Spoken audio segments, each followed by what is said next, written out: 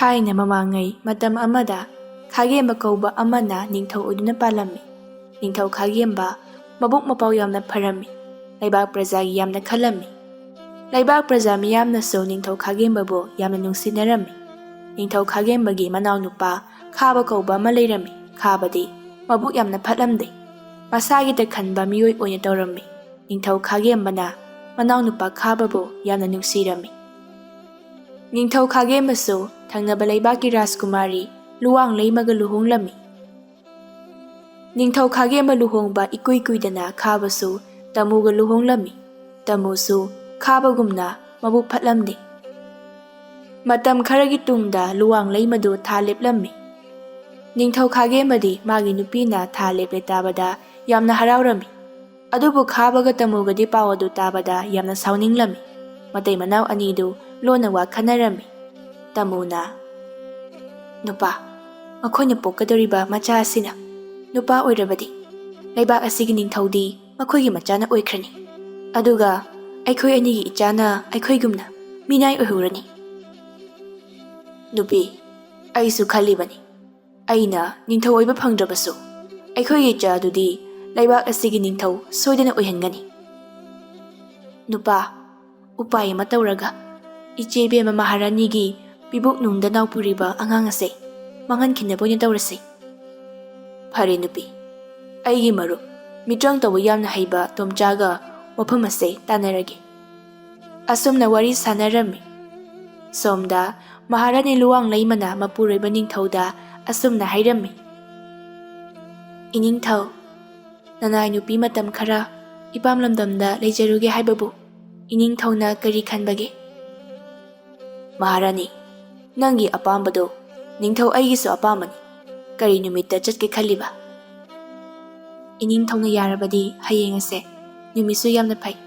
ꯍꯌꯦꯡ ꯑꯣꯏꯅ ꯆꯠꯂꯒꯦꯗꯣ ꯏꯅꯤꯡꯊꯧ." "ꯐꯔꯦ ꯃꯍꯥꯔꯥꯅꯤ, ꯍꯌꯦꯡ ꯆꯠꯂꯣ. ꯅꯪꯅ ꯆꯠꯅꯕ ꯃꯟꯇ꯭ꯔꯤꯗ ꯁꯦꯝ ꯁꯥꯕ ꯂꯣꯏꯔꯣ ꯍꯥꯏꯅ ꯍꯥꯏꯈ꯭ꯔꯒꯦ." ꯑꯁꯨꯝꯅ ꯋꯥꯔꯤ ꯁꯥꯟꯅꯔꯝꯃꯤ. ꯅꯤꯡꯊꯧꯅ ꯃꯟꯇ꯭ꯔꯤꯗ ꯍꯌꯦꯡ ꯃꯥꯒꯤ ꯅꯨꯄꯤꯅ ꯑꯥꯗ ꯆꯠꯅꯕ ꯁꯦꯝ ꯁꯥꯎ ꯍꯥꯏꯗꯨꯅ ꯍꯥꯏꯔꯝꯃꯤ. ꯃꯊꯪꯒꯤ ꯅꯨꯃꯤꯠꯅꯤ. ꯃꯍꯥꯔꯥꯅꯤꯁꯨ ꯃꯅꯥꯏ ꯃꯁꯦꯟ ꯈꯔꯒ ꯃꯄꯥꯝ ꯂꯝꯗꯝꯗ ꯆꯠꯈꯤꯔꯝꯃꯤ. ꯈꯥꯕ ꯃꯥꯒꯤ ꯃꯔꯨꯞ ꯇꯣꯝꯆꯥꯕꯨ ꯎꯅꯕ ꯂꯥꯛꯂꯝꯃꯤ. ꯇꯣꯝꯆꯥ ꯈꯥꯕꯕꯨ ꯎꯕꯗ ꯌꯥꯝꯅ ꯍꯔꯥꯎꯔꯝꯃꯤ. "ꯏꯇꯥꯎ ꯈꯥꯕ, ꯅꯪ ꯂꯥꯛꯂꯤꯗꯅ." "ꯏꯇꯥꯎ, ꯑꯩꯁꯦ ꯏꯇꯥꯎꯗꯒꯤ ꯃꯇꯦꯡ ꯑꯃ ꯂꯧꯒꯦ ꯍꯥꯏꯗꯨꯅ ꯂꯥꯛꯂꯤꯕꯅꯤ ꯏꯇꯥꯎ." "ꯏꯇꯥꯎꯅ ꯑꯩꯉꯣꯟꯗꯒꯤ ꯂꯧꯒꯦ ꯍꯥꯏꯔꯤꯕ ꯃꯇꯦꯡ ꯑꯗꯨꯕꯨ ꯀꯔꯤ ꯃꯇꯦꯡꯅꯣ ꯍꯥꯏꯌꯨ ꯏꯇꯥꯎ." "ꯏꯇꯥꯎ, ꯑꯇꯩ ꯀꯔꯤꯁꯨ ꯅꯠꯇꯦꯗ. ꯑꯩꯒꯤ ꯏꯌꯥꯝꯕ ꯅꯤꯡꯊꯧꯒꯤ ꯏꯇꯩꯃꯗꯣ ꯊꯥ ꯂꯦꯞꯂꯦ. ꯏꯇꯩꯃꯗꯨꯅ ꯄꯣꯛꯀꯗꯧꯔꯤꯕ ꯑꯉꯥꯡ ꯑꯗꯣ ꯅꯨꯄꯤ ꯑꯣꯏꯔꯕꯗꯤ ꯐꯩ. ꯑꯗꯨ ꯅꯠꯇ꯭ꯔꯗꯨꯅ ꯅꯨꯄꯥ ꯑꯣꯏꯔꯕꯗꯤ ꯅꯤꯡꯊꯧ ꯈꯨꯕꯝ ꯑꯁꯦ ꯃꯥꯅ ꯑꯣꯏꯈ꯭ꯔꯒꯅꯤ. ꯑꯩꯒꯤ ꯏꯆꯥꯅ ꯑꯣꯏꯕ ꯐꯪꯂꯔꯣꯏ. ꯑꯗꯨꯅ ꯀꯔꯤ ꯀꯔꯝ ꯇꯧꯁꯤꯒꯦ ꯍꯥꯏꯗꯨꯅ ꯏꯇꯥꯎꯒ ꯇꯥꯟꯅꯕ ꯂꯥꯛꯆꯔꯤꯕꯅꯤ." "ꯏꯇꯥꯎ, ꯑꯗꯨꯒꯤ ꯑꯣꯏꯔꯕꯗꯤ ꯏꯇꯥꯎ ꯀꯔꯤꯁꯨ ꯈꯟꯕꯤꯔꯨꯅꯨ. ꯑꯩꯅ ꯐꯅꯕ ꯂꯣꯏꯅ ꯁꯤꯟꯒꯦ. ꯑꯉꯥꯡ ꯑꯗꯣ ꯅꯨꯄꯥ ꯑꯣꯏꯅ ꯄꯣꯛꯂꯕꯗꯤ ꯑꯩꯅ ꯃꯤꯇ꯭ꯔꯪ ꯇꯧꯗꯨꯅ ꯑꯉꯥꯡ ꯑꯗꯨꯕꯨ ꯃꯥꯡꯍꯟꯈ꯭ꯔꯒꯦ." ꯈꯥꯕꯗꯤ ꯇꯣꯝꯆꯥꯅ ꯍꯥꯏꯔꯤꯕ ꯋꯥꯗꯨ ꯇꯥꯕꯗ ꯌꯥꯝꯅ ꯍꯔꯥꯎꯔꯝꯃꯤ. ꯈꯥꯒꯦꯝꯕ ꯅꯤꯡꯊꯧꯁꯨ ꯃꯥꯅ ꯃꯥꯒꯤ ꯅꯨꯄꯤꯕꯨ ꯁꯦꯟꯅꯕ ꯉꯝꯂꯣꯏꯗꯕꯅꯤꯅ ꯃꯄꯥꯝꯗ ꯃꯇꯝ ꯈꯔ ꯂꯩꯔꯁꯅꯨ ꯍꯥꯏꯅ ꯈꯜꯂꯝꯃꯤ. ꯈꯥꯕꯅ ꯀꯣꯅꯨꯡꯒꯤ ꯂꯩꯀꯣꯜꯗ ꯂꯥꯛꯄꯗ ꯀꯣꯅꯨꯡꯗ ꯊꯕꯛ ꯁꯨꯗꯨꯅ ꯂꯩꯕ ꯑꯍꯟ ꯈꯔ ꯋꯥꯔꯤ ꯁꯥꯗꯨꯅ ꯅꯣꯛꯇꯨꯅ ꯂꯩꯔꯝꯕꯗꯨ ꯈꯥꯕꯅ ꯎꯔꯝꯃꯤ. ꯈꯥꯕ ꯑꯍꯟꯁꯤꯡ ꯑꯗꯨꯒꯤ ꯃꯅꯥꯛꯇ ꯆꯪꯉꯛꯇꯨꯅ, "ꯍꯩ, ꯊꯕꯛ ꯁꯨꯒꯦꯗꯤ ꯍꯥꯏꯗ꯭ꯔꯗꯨꯅ ꯋꯥꯊꯤ ꯋꯥꯔꯦꯝ ꯉꯥꯡꯅꯔꯗꯨꯅ ꯃꯇꯝ ꯃꯥꯡꯍꯟꯗꯨꯅ ꯂꯩꯔꯤꯕꯅꯤꯅꯦ. ꯈꯨꯠꯁꯨꯃꯟꯗꯤ ꯃꯇꯤꯛ ꯆꯥꯅ ꯄꯤꯌꯨ ꯍꯥꯏꯔꯛꯀꯅꯤ." ꯑꯍꯜ ꯑꯃꯅ, "ꯃꯅꯥꯎ ꯏꯕꯨꯡꯉꯣ, ꯑꯩꯈꯣꯏ ꯉꯁꯥꯏꯗꯒꯤ ꯊꯕꯛ ꯁꯨꯖꯔꯝꯕꯅꯤ. ꯅꯨꯡꯁꯥ ꯁꯥꯕ ꯑꯁꯤꯗ ꯉꯥꯏꯍꯥꯛ ꯑꯋꯥ ꯄꯣꯊꯥꯖꯕꯅꯤ. ꯏꯌꯥꯝꯕ ꯅꯤꯡꯊꯧꯅ ꯄꯨꯛꯆꯦꯜ ꯆꯥꯎꯕꯒꯤ ꯅꯣꯏꯗ ꯀꯔꯤꯁꯨ ꯍꯥꯏꯕꯤꯗꯕ ꯑꯁꯤꯗ ꯅꯣꯏꯅ ꯇꯧꯅꯤꯡꯕ ꯇꯧꯗꯨꯅ ꯂꯩꯔꯦ ꯍꯥꯏꯕꯁꯦ ꯑꯩ ꯂꯣꯏꯅ ꯈꯪꯏ. ꯍꯩ, ꯅꯈꯣꯏ ꯀꯅꯥ ꯀꯅꯥ ꯂꯩ?" ꯈꯥꯕꯅ ꯀꯧꯕ ꯑꯗꯨꯗ ꯂꯥꯟꯃꯤ ꯈꯔ ꯈꯥꯕꯒꯤ ꯃꯅꯥꯛꯇ ꯆꯪꯉꯛꯇꯨꯅ, "ꯅꯅꯥꯏ ꯑꯩꯈꯣꯏ ꯂꯩꯖꯩ ꯃꯅꯥꯎ ꯏꯕꯨꯡꯉꯣ." "ꯍꯩ, ꯊꯕꯛ ꯂꯩꯊꯣꯛꯄꯁꯤꯡꯁꯦ ꯃꯌꯥꯡ ꯂꯩꯅ ꯑꯁꯤꯗ ꯂꯤꯆꯩꯅ ꯁꯥꯟꯊꯧꯍꯦ." ꯈꯥꯕꯒꯤ ꯋꯥꯗꯨ ꯇꯥꯕꯗ ꯑꯍꯟꯁꯤꯡ ꯑꯗꯨꯅ ꯃꯈꯣꯏꯕꯨ ꯐꯨꯗꯅꯕ ꯍꯥꯏꯗꯨꯅ ꯍꯥꯏꯖꯔꯝꯃꯤ. ꯑꯗꯨꯕꯨ ꯈꯥꯕꯅ ꯃꯅꯥꯗ ꯍꯥꯞꯂꯝꯗꯦ. ꯂꯥꯟꯃꯤꯁꯤꯡ ꯑꯗꯨꯅ ꯑꯍꯟꯁꯤꯡ ꯑꯗꯨꯕꯨ ꯐꯨꯔꯝꯃꯤ. Ahansing aduna Jaina khangbadu uraga Khabadu noktuna yengduna leirammi. Khabana Laibak adugi nupi kayagi ikai khumnaba manghallammi. Khaba nupising aduda asumnasu kihallami. Magi maramda phataba amata mayama ningthauda haibada makoigi imung tumna hatkani haina kihallami. Laibak adugi misingdu asumna wari sanarami. Aikoigi iningthaugi manaw nupa khaba se onthoknasu phattidako. Mahakna manghaliba nupi ase kayam yamle. Nupi oibagi ikai khumnaba manghaliba se. Manaka ningthau oiramlabadi nahana laibak ase kangkong chairani. Ado aikoigi iningthaudi manaw nupan tawribase karisu khangjaramoiko. Khanglamloi. Khanglamlabadi ngahana iningthauna dani bikhrani. Khabagi nupi tamudusu yamna phatte haina hai.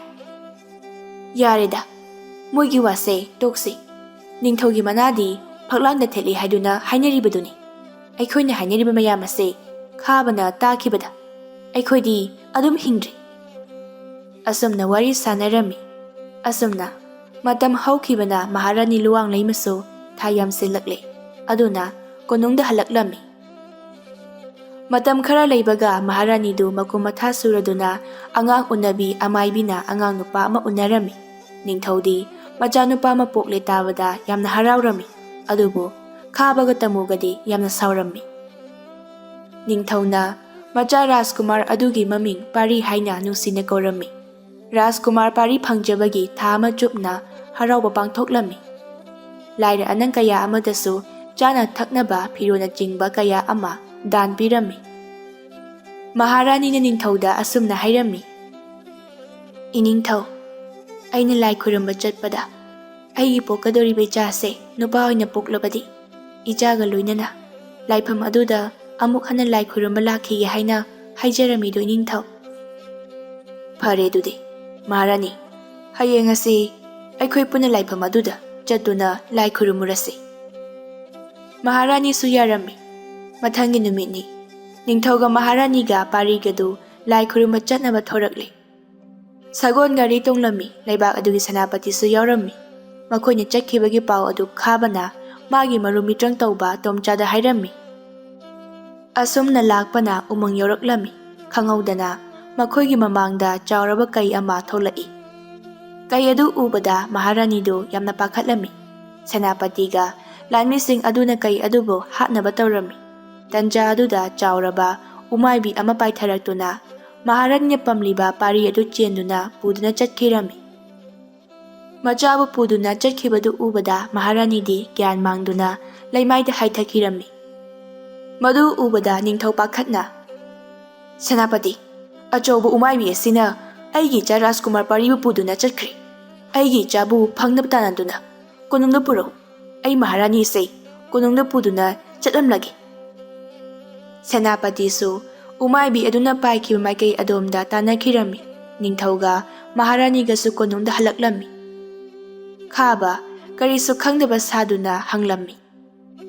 Iyamba ningthau kari tawba yaurabagi lai khuruma chakhraga hanbiraklabadi. Khage mana wari pumba khabada leirammi. Tanja aduda Sanapati su laklammi. Ningthau Sanapati bu ubada. Sanapati aigi cha puraklabra hayo. Sanapati mamai lukthaduna. Iningthau nanaina Rajkumar bu kanma ngamjahudre. Sanapati gi wadu tabada ningthau adu thawai yamna nungairamde.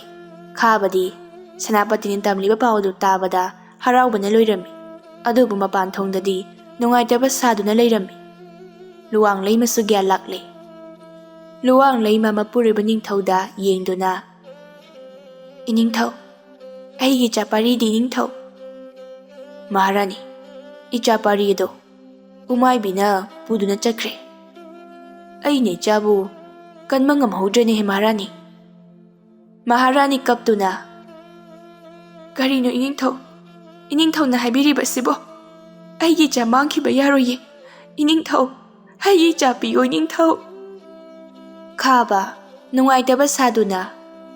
Iteima aine cha paribu phangnaba thiduna iteimagi manakta purakani. Noi kana lay. ꯑꯩꯒꯤ ꯂꯣꯏꯅꯗꯨꯅ ꯆꯠꯇꯨꯅ ꯔꯥꯖꯀꯨꯃꯥꯔ ꯄꯥꯔꯤꯕꯨ ꯊꯤꯔꯨꯁꯤ ꯑꯁꯤ ꯍꯥꯏꯗꯨꯅ ꯆꯠꯈꯤꯔꯝꯃꯤ ꯅꯤꯡꯊꯧꯅ ꯃꯍꯥꯔꯥꯅꯤꯕꯨ ꯊꯦꯝꯖꯤꯟꯕꯤꯔꯝꯃꯤ ꯂꯩꯕꯥꯛ ꯑꯗꯨꯒꯤ ꯈꯨꯟ ꯑꯃꯗꯅꯤ ꯏꯕꯣꯇꯣꯟꯗꯨ ꯎꯃꯪꯗ ꯎ ꯌꯥꯟꯕ ꯂꯥꯛꯂꯝꯃꯤ ꯃꯥꯅ ꯁꯨꯝ ꯂꯥꯛꯄꯗ ꯎꯃꯥꯏꯕꯤ ꯑꯃꯅ ꯑꯉꯥꯡ ꯑꯃ ꯆꯦꯟꯗꯨꯅ ꯄꯨꯔꯛꯄꯗꯨ ꯏꯕꯣꯇꯣꯟꯅ ꯎꯔꯝꯃꯤ 이보돈 마탄타 숨나 하이자람이 우마이비 ꯁꯤꯡꯅ ꯄꯨꯔꯛꯂꯤꯕꯁꯤꯕꯨ ꯑꯉꯥꯡ ꯅꯠꯇ꯭ꯔꯅꯤ ꯑꯉꯥꯡꯅꯤꯗ ꯑꯩꯗꯤ ꯃꯇꯧ ꯀꯔꯝꯅ ꯑꯉꯥꯡꯁꯤꯕꯨ ꯀꯟꯒꯅꯤ 이보돈ꯅ ꯑꯗꯨꯝꯅ ꯈꯜꯂꯤꯉꯩ ꯀꯔꯣꯝꯗꯒꯤ ꯎꯃꯥꯏꯕꯤ ꯑꯆꯧꯕ ꯑꯃ ꯄꯥꯏꯁꯤꯜꯂꯛꯇꯨꯅ ꯑꯉꯥꯡ ꯑꯗꯨ ꯃꯨꯟꯅꯕ ꯇꯧꯔꯝꯃꯤ ꯑꯗꯨꯝꯅ ꯇꯧꯅꯔꯤꯉꯩ ꯑꯉꯥꯡ ꯑꯗꯨ ꯊꯥꯗꯔꯛꯏ 이보돈ꯅ ꯑꯉꯥꯡ ꯑꯗꯨꯕꯨ ꯑꯣꯛꯂꯝꯃꯤ 이보돈 ꯑꯉꯥꯡ ꯑꯗꯨꯕꯨ ꯌꯦꯡꯗꯨꯅ ꯑꯉꯥꯡ ꯑꯁꯤꯗꯤ ꯑꯣꯟꯊꯣꯛꯅ ꯅꯨꯡꯁꯤꯈ꯭ꯔꯦꯗ ꯎ ꯌꯥꯟꯕꯒ ꯂꯥꯏꯔꯤ ꯑꯉꯥꯡ ꯑꯁꯦ ꯌꯨꯝꯗ ꯄꯨꯗꯨꯅ ꯆꯠꯂꯒꯦ ꯑꯁꯤ ꯈꯟꯅ 이보돈 ꯑꯉꯥꯡ ꯑꯗꯨ ꯄꯨꯗꯨꯅ ꯂꯥꯛꯂꯝꯃꯤ ꯃꯌꯨꯝ ꯌꯧꯕꯒ 마기 누피 타바부 거름이 타바수 마pu르베기 컨젠 타바 아두다 마판다 토르이 마기 누파나 앙앙 아마 purakpadu ubada tabadu yamngakna nupa umangda u yaloni haiduna chakraga karadegi angangno amuk puduna hanbirakliba 이보돈나 wari pumba magi nupide lirammi nupi angang ase mama mapana angang asibu lawba lakpra haina matam khara yenglasi nupa angang ado aingonda amukta pibiro 이보돈나 angang ado magi nupide pirammi thaba angang adugi masaktu ubada nupa angang asigi masak asidi onthoknasu nungsikreda aidi ꯑꯩꯈꯣꯏꯒꯤ ꯏꯆꯥꯗꯨꯝ ꯑꯣꯏꯊꯣꯛꯂꯁꯤꯔ ꯈꯪꯗꯦ ꯅꯨꯄꯤ ꯃꯗꯨ ꯌꯥꯕ ꯅꯠꯇꯦꯅꯦ ꯑꯉꯥꯡ ꯑꯁꯤꯕꯨ ꯄꯣꯛꯄ ꯃꯃꯥ ꯃꯄꯥꯅ ꯑꯉꯥꯡ ꯑꯁꯤꯕꯨ ꯊꯤꯔꯝꯒꯗꯧꯔꯤꯕꯅꯤꯅꯦ ꯑꯁꯨꯝꯅ ꯃꯇꯩ ꯃꯅꯥꯎ ꯑꯗꯨ ꯋꯥꯔꯤ ꯁꯥꯟꯅꯔꯝꯃꯤ ꯁꯣꯝꯗꯁꯨ ꯊꯥ ꯑꯃ ꯐꯥꯔ ꯐꯥꯎꯕ ꯔꯥꯖꯀꯨꯃꯥꯔ ꯄꯥꯔꯤ ꯊꯤꯕ ꯐꯪꯗꯕ ꯑꯗꯨꯗ ꯁꯤꯔꯝꯃꯅꯤ ꯍꯥꯏꯅ ꯂꯧꯅꯔꯝꯃꯤ ꯅꯤꯡꯊꯧꯒ ꯃꯍꯥꯔꯥꯅꯤꯒꯗꯤ ꯃꯆꯥꯕꯨ ꯅꯤꯡꯁꯤꯡꯗꯨꯅ ꯀꯞꯇꯨꯅ ꯑꯗꯨꯃꯛ ꯂꯩꯔꯝꯃꯤ खाबगा तमुगदी यामना हराउरमी तमुसु था लेपलम्मी तमुना नुपा हौजिती अैखोय अनिने निंगबा पुंबा थुंगदौरे अैने मिरोलिबा आंगांग असिना नुपा ओइरबदी लैबाक असिगी निंगथौदी अैगी जाना ओइबदी सोइद्रे अदो नुपा नखोय नतै मसे अमुक था लेपलबदी करम तौगनी नुपे अदुगिदी नंग करिसु वागनु सिगी पोतसे नंग इतेमगी चा इंसांग दा हापतुना पिजौ सिबु चाख्रबदी इतेमसे हंदक मपोक सिमगी ममा ओइबा फंगलरोय मबुक फट्रबा अनि अदु नोक नोकतुना वारी सानरमी सोमदा था अमा हेलक्लबा फावबा आंगांग अदुगी खोंगुन लिरक्तबा अदुदा इबोतोंगा थाबागदु असुमना हाइनरमी नुपा आंगांग असे इशोरना अैखोय अनिगी अवाबसे येंबा ngamdruduna पिबीबा सोइदना ओइगनी नुपी अैसु अदुमना खलिबनी हौजिक्ति आंगांग असिगी असेंबा ममा मपासु खंगद्रबनी अैखोय अनिने योक्लसे अदो नुपी अैखोय मफम असे थादोक्तुना चटनबा तौसि मफम असे थादोक्तुना चक्कदोरिबदी करिगी नुपा अैखोय अनि इमिता इचा उदे हाइबा खुनगी मियामना खंगबनी आंगांग असे अैखोय अनिगी इचानी हाइरुबदा कराइदेगी आंगांगनु सोइदना हंगनरकनी अदुना आंगांग असे पुदुना अतोपा खुन अमदा लैरुरसे नुपा नंगना हाइबदुना फरनी कना उरुइदबा मतमदा युमसे थादोक्तुना चटलसे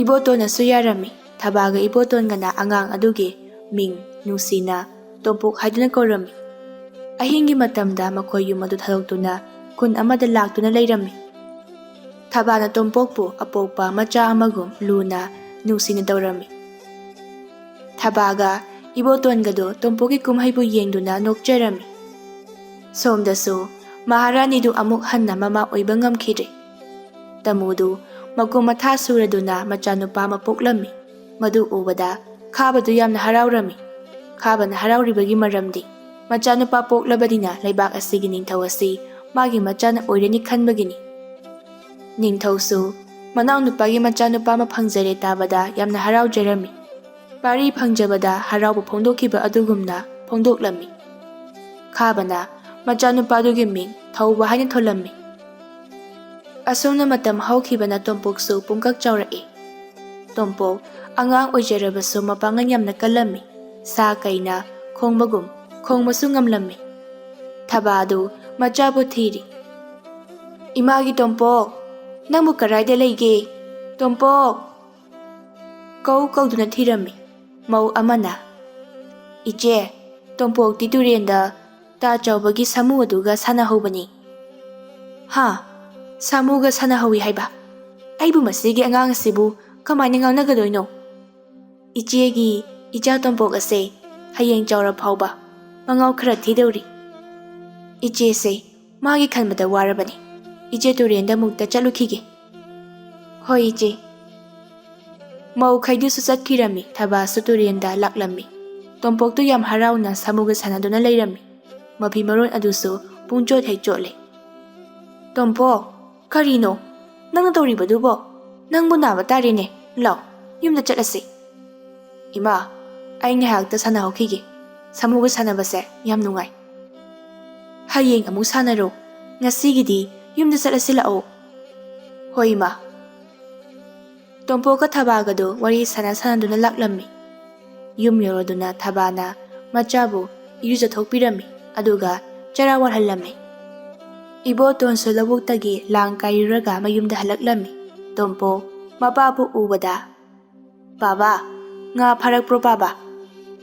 ꯐꯥꯔꯦ, ꯏꯆꯥꯅ ꯍꯥꯏꯕ ꯉꯥꯗꯣ꯫ ꯇꯣꯝꯄꯣꯛ ꯉꯥꯁꯤꯡꯗꯨ ꯎꯕꯗ ꯌꯥꯝꯅ ꯍꯔꯥꯎꯔꯝꯃꯤ꯫ ꯕꯥꯕꯥ, ꯉꯥꯁꯤꯗꯤ ꯌꯥꯝꯃꯤꯍꯦ꯫ ꯏꯃꯥ, ꯌꯦꯡꯉꯨ ꯇꯨ, ꯑꯩꯈꯣꯏ ꯄꯥꯕꯅ ꯂꯧꯕꯨꯛꯇꯒꯤ ꯐꯥꯔꯛꯂꯤꯅꯤ꯫ ꯉꯥꯁꯤꯗꯤ ꯑꯣꯟꯊꯣꯛꯅ ꯌꯥꯝꯈ꯭ꯔꯦꯗ꯫ ꯃꯣꯏ ꯃꯄꯥ, ꯇꯪꯈꯥꯏ ꯑꯃ ꯑꯩꯈꯣꯏꯒꯤ ꯆꯥꯅꯕ ꯊꯝꯂꯁꯤ, ꯑꯗꯨꯒ ꯇꯪꯈꯥꯏ ꯑꯃꯅ ꯀꯩꯊꯦꯜꯗ ꯄꯨꯗꯨꯅ ꯌꯣꯟꯊꯣꯛꯂꯨꯔꯒꯦ꯫ ꯑꯁꯨꯝꯅ ꯉꯥ ꯑꯗꯨ ꯇꯪꯈꯥꯏ ꯑꯃꯅ ꯃꯣꯏꯅ ꯆꯥꯅꯕ ꯊꯝꯂꯝꯃꯤ ꯑꯗꯨꯒ ꯇꯪꯈꯥꯏ ꯑꯃꯅ ꯌꯣꯟꯊꯣꯛꯂꯝꯃꯤ꯫ ꯑꯁꯨꯝꯅ ꯃꯇꯝ ꯍꯧꯈꯤꯕꯅ ꯇꯣꯝꯄꯣꯛꯁꯨ ꯆꯥꯎꯔꯛꯂꯝꯃꯤ꯫ ꯊꯕꯥꯒ ꯏꯕꯣꯇꯣꯟꯒꯗꯤ ꯑꯍꯜ ꯑꯣꯏꯁꯤꯜꯂꯛꯂꯝꯃꯤ꯫ ꯑꯗꯨꯅ ꯇꯣꯝꯄꯣꯛꯅ ꯌꯨꯝ ꯄꯨꯔꯝꯃꯤ꯫ ꯈꯨꯟ ꯑꯗꯨꯗ ꯂꯩꯔꯤꯕ ꯂꯩꯁꯥꯕꯤ ꯃꯆꯥꯁꯤꯡ ꯑꯗꯨ ꯇꯣꯝꯄꯣꯛꯀꯤ ꯃꯁꯛ ꯐꯖꯕ ꯑꯗꯨꯗ ꯉꯥꯎꯔꯝꯃꯤ꯫ ꯁꯣꯝꯗ ꯊꯧꯕꯁꯨ ꯃꯄꯨꯡ ꯃꯔꯩ ꯐꯥꯔꯛꯂꯝꯃꯤ꯫ ꯊꯧꯕ ꯄꯨꯛꯆꯦꯜ ꯆꯥꯎꯏ꯫ ꯃꯃꯥ ꯃꯄꯥꯒ ꯃꯥꯟꯅꯔꯝꯗꯦ꯫ ꯃꯄꯟ ꯅꯤꯡꯊꯧ ꯈꯥꯒꯦꯝꯕꯕꯨ ꯌꯥꯝꯅ ꯅꯨꯡꯁꯤꯔꯝꯃꯤ꯫ ꯈꯥꯒꯦꯝꯕꯒ ꯂꯨꯋꯥꯡꯂꯩꯃꯒꯅꯁꯨ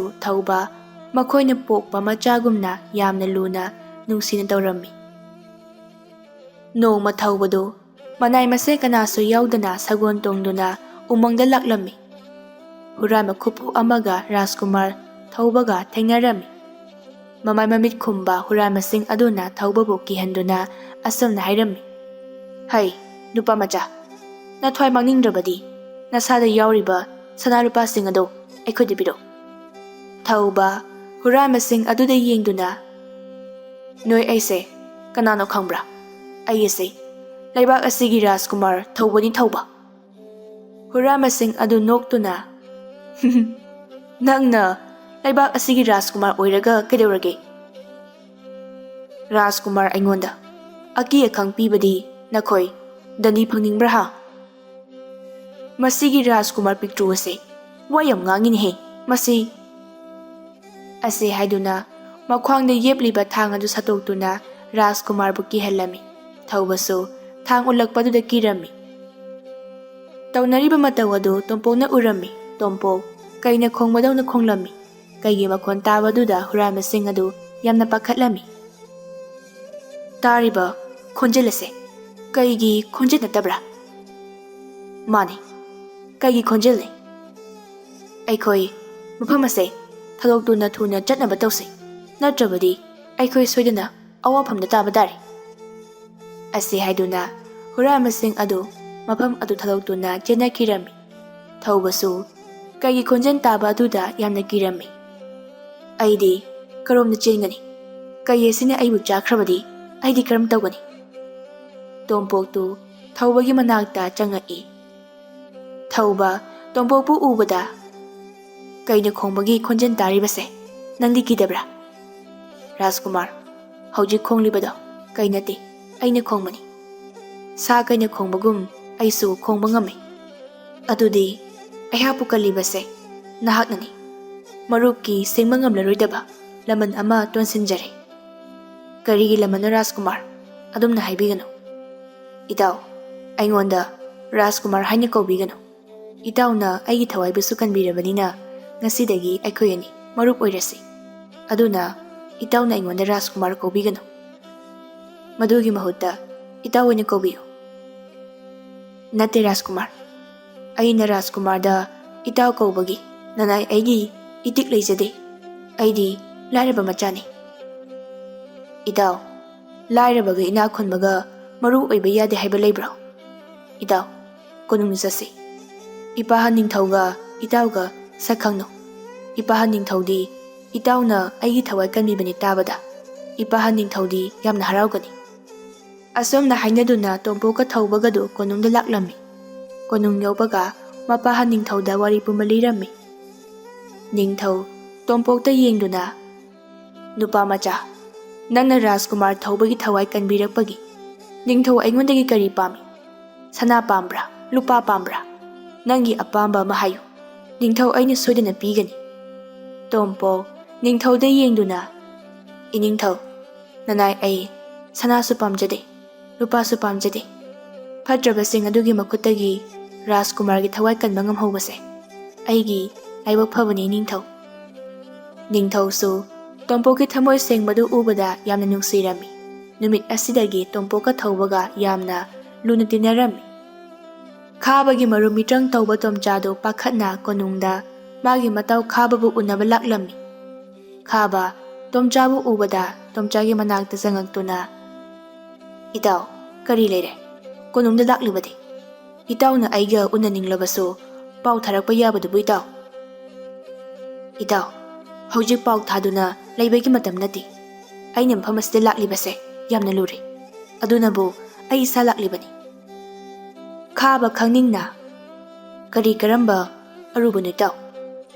Itaw, konung asida laklamliba tompok ado atai kanasu nati.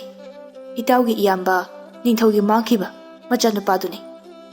Khaba pakhatna mangkhiba angangduni haiba. Hojik phauba angang ado hingliba. Itaw, matau karamna angang ado hinglamlibano haiba ai khangdi. Itaw, angang ado athubada manghan khidrabadi aikhoy ani soidana awaphamna tarani. Phare itaw, wafam ado konna khanarasi. Iyama ningthauna tarabadi aikhoy ani dani soidana phanglani. Asomna hainaduna tomsasu satkre. Khabasu kari tawsige haiduna wakhan mayam ama khallammi. Khabana magi nupi tamuda wafam asi hairami. Karino hairibasiba? Ichana ningthau oiramdai sida. Mui mapa, nupa macha mi khara nektuna thuna hatohanaba amukta tawse. Natrabadi aikhoigi ichasisu ningthau oiba phanglaroi. Mama, aina aigi ichabu ningthau soidana oihangani. Iyama ningthauna khangakdringai nupa machadubu hatkani. Asumna matai manaudu wari sanarami. Noma tompoktu konungna magi maru thaubabu unaba laklami. Thauba tompopu ubada yamna harauna. Itaw tompo, nang laklidana. Karigino itaw, kuina laktribadi. Itaw, aidi laira macha oibana. Thabak sunaba hotnabada. Itawbu unaba lakpa nangdre itaw. Itaw na karigi wana thabak sugani. Aina ipahan ningthauda. Itaw thabak ama hapnaba ai haigi. Asumna, tompoka thaubagado phana kuina wari watai sanaraduna tompoksu mayumda halaklammi. Tompokna lambida halakpada ahan ama thengnarami. Ahan aduna tompokta sumna hairami. Ichanupa, nangbu yam thurabo. Ipagi mating ama khakta pangbiramo. Kay mating no paba? Yumda aigi pot ama kaurami. Amuk laurugi. Nang ipagi phak ase asi amukta sangbiramo. Phaksingse puduna chatlabadi phatraba isasing aduna soidana munbihawrani. Paba halaktri phauba pabagi phaksing ase nacha sangjaramgi. Phare phare thuna lake. Asi haramlaga ahan adu chatkirami tombokso ahan adugi phak adu sanglammi. Tanjaduda ningthaugi lami khara lai aduga tombokta sumna hairami. Masigi paksing ase iningthaugi mangkhiba paksing adu malida. Hai nupa, phak ase karaidagino? Nangna konungdagi huralakpa natra? Nate. Lanmi, phak ase ahal amana sangbiramu haiduna aini sangjarambani. Kayada oidaba nganglibano. Mana hukai huralaga. Mase, iningthaugi manakta puduna dandi pihansi. Ase haiduna tompokpo konungda puraktuna ningthauda wapomba hairami. Ningthau sauna. Ainadi nangbu Rajkumar thobagi thawai kanbirakpani khanna luna nungsina tawraga nangna konung asidagi pot huranlamnaba. Iningthau, nanai aina huranjaba natchade ahal amana sinabirambani. Hai, nakhoi kana lei? Masigi huranbase mapunsi supa kaisum sangna thamu. Lanmi kharanan tompokpu phaduna kaisum sangna thamlammi. Somda ibotonga thabagadu thengla phauba macha halaktaba aduda mathwai wajarami. Tanja aduda makhoi khun adugi konungda thabak tawba nupa ama laktuna tompokpu iningthauna kaisum sangna phaduna thamkhre haibagi pau pirami. Madu tabada thabaga ibotongadu yamna pakhatlami. Moi mapa, karigi iningthauna aigi cha tompokpu kaisum sangna thamlibano. Moi mapa, ichado awaphamna taba tari. Konungda chatuna iningthauda ichabu thadokpiyu haina haijarusi moi mapa. Haijarusi, mama, lawasasi. Ibotonga thabagadu konungda laklami. Konung yaubaga thongak liba laimising aduda ningthaubu unazage haiduna haijarami. Tompoki mamaga mapagani hainasu hairami.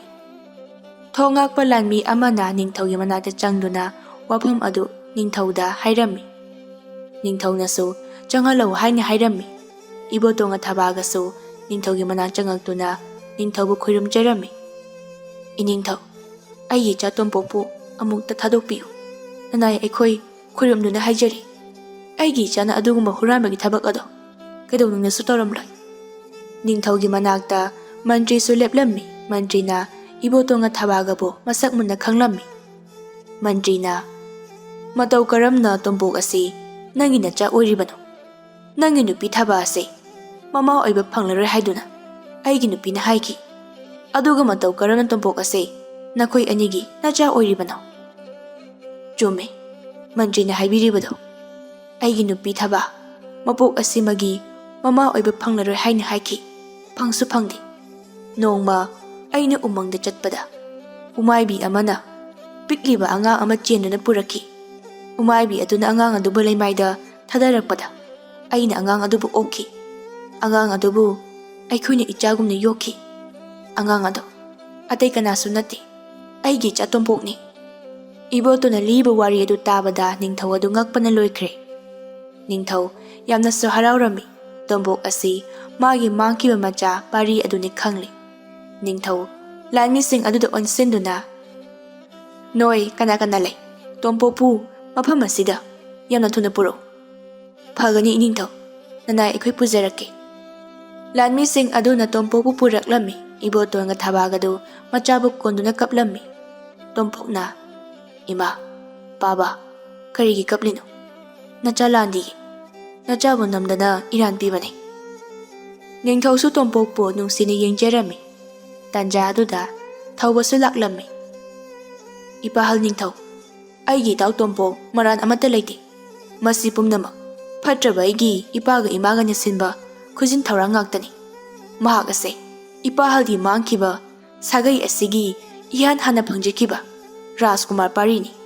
Phattaba pabaga midrang tawba nupa amagana iyambabu manghankibani. Asengba pumba pabaga imagana sanaba waridagi taraklabani. Ningthau manaw nupana senba oiramba aduda yamna sauninglammi.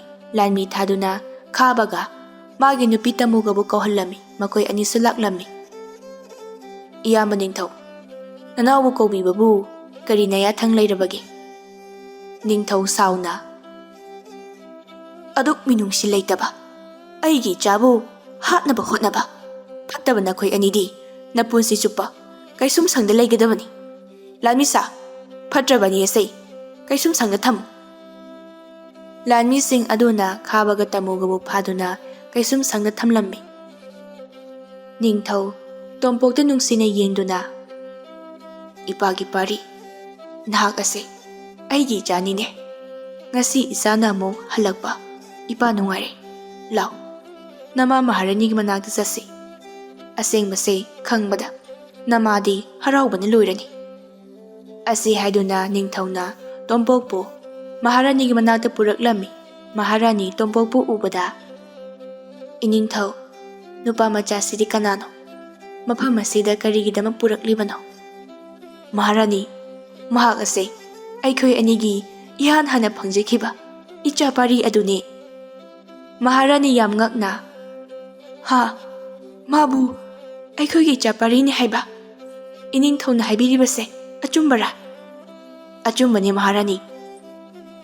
Imagi ibungo, nangbu nahan makai mafam karaida leirubagi. Ima, ichabo chena kongi lao. Asi haiduna Maharani na Tompokpu konduna pena kaplami. Asumna, numit asidagi Tompoksu konungda leirami. Iboto nga thabagasu konungda thamlami. Nongma, Tompokka thawbagadu umangda satanba chatluse haiduna hainarami. Makoi anidu sagon amamam thawduna umangda laklami. Makoyni asum umang manungda changakpada nupi khara nokpagi makon tarami.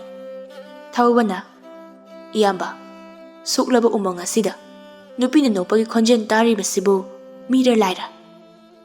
Mira laira haibado yinglurasi. Asi haiduna makoy anidu nupi sing adugi khongu lirai. Laire paktagi kumlakpa lairemi khara umang aduda sanaduna leirami. Lairemi sing adugi manungda khwaidagi masak phajabi lairembi machimanaw ani yarami. Mamingna Yaibi amana Yainu haina korami. Makoy ani masak yamna phajarami. Tompokka thawbagasu lairemi sing adubu lona yinglami. Tompokna Yaibibu pamlami aduga thawbana Hiyainubu pamlami. Iyamba, makoy manata changduna maming hangluse. Asumna lotuna leirabadi chakkibuna hanba tari. Asi hainaduna Tompokka thawbagadu nupising adugi manakta laklami. Yaibiga Hiyainuganasu thawbaga Tompokkabu ahanba ubada nungsiba phawrami. Thawbana, nakhoibu kana-kanano? Umang asida kari tawramlibano? Aikhoi lairembi ngaktani. Taibang malem asida koiba lakpani. Nakoi anidi mafam asida kari tawa laklibano? Aikhoi laibak asigi Rajkumar ngaktani. Umangda satanba lakchabani. Asumna maming hangduna wari sanarami. Tompokna Yaibida magi thamoida leibadu hairami. Thawbasu Hiyainuda hairami. Makoy puna lairipakta chattuna Yaibigi mama mapadagi ayaba laurami. Mapana su yarami. Makoy puna konungna laktuna chawna luhongduna nungaina pankhirami.